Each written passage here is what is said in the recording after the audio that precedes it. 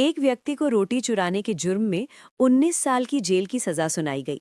उन 19 सालों तक अपमान और कठिनाइयों को सहने के बाद आखिरकार उसे रिहाई मिली। लेकिन जैसे ही वो अपनी आज़ादी पाने वाला था, जेलर ने जानबूझकर उसके लिए मुश्किलें खड़ी कर दी और उसे 1000 सैनिकों के बराबर भारी झंडा उठाने का आदेश दिया। ये नामुमकिन लग रहा था, लेकिन हैरानी की बात ये थी कि आदमी में असाधारण शक्ति थी। उसने झंडा एक ही बार में जेलर तक पहुंचा दिया।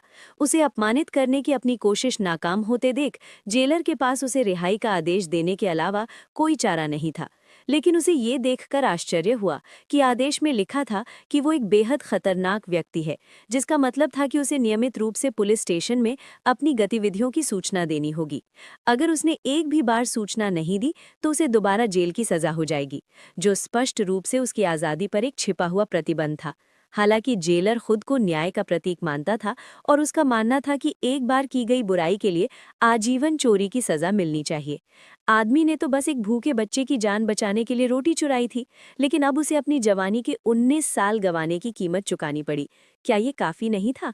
दुखद, वो उस नर्क जैसी जेल से निकलकर भटकने लगा, अपना पेट पालने के लिए काम की तलाश में।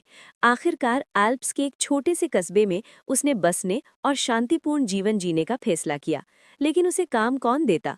जेल से छूटने के बाद, जेल से रिहा होने पर बड़ों ने उसे पीटा और बच्चों ने उसका मजाक उड़ाया और उसे चिढ़ाया।